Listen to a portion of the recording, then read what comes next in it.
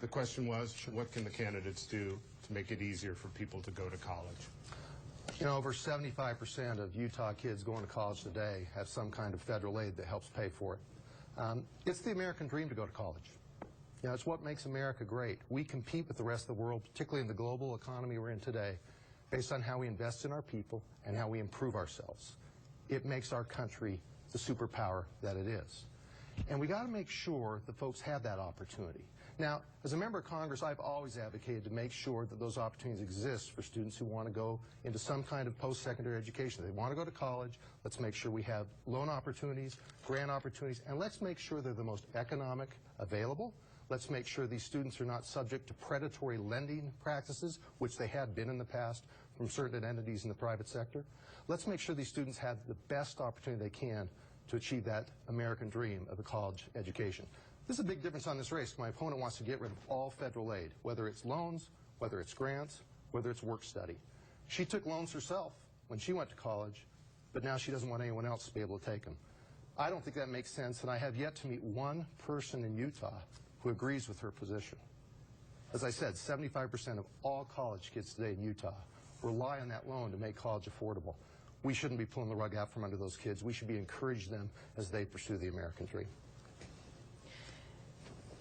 I am not calling to do away with all college student loans. I know how important they are. I've actually taken student loans out myself. Mitt Romney actually quoted, "A flood of federal dollars is driving up tuition, burdening our many young Americans with substantial debt and too few opportunities." That's the concern I have. Since the 80s, the cost of tuition has risen over 500%, far faster than the rate of inflation. I'm concerned about that because the only choice, these are false choices that we have here. The only choice we have if the price of tuition continues to rise is not go at all, have a parent pay for it, or you're completely riddled in debt. What I would like to do is bring more free market practices into it. We talked about some of the things. We talked about Prosperity 2020. We've talked about the things that are being done in the states that are working because they're being done in the states. I would like to add a little bit more of the private sector. Now, I know my opponent will say that federal government took it over because of private predatory lending practices. But a little bit of oversight is completely different than a complete takeover of student loans. And that's what I want to make sure.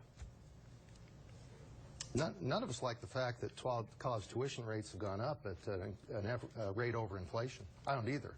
I don't understand what she's saying and how we're going to fix it. I haven't heard a solution. Is government going to offer the solution? I don't think so. How's the private sector going to lower tuition rates? That's a conversation I would like to know because she's suggested that can happen, but I haven't heard how that's going to happen. We all want our kids to be able to go to college. We want it to be affordable. I think we should all be looking for ideas to make it affordable.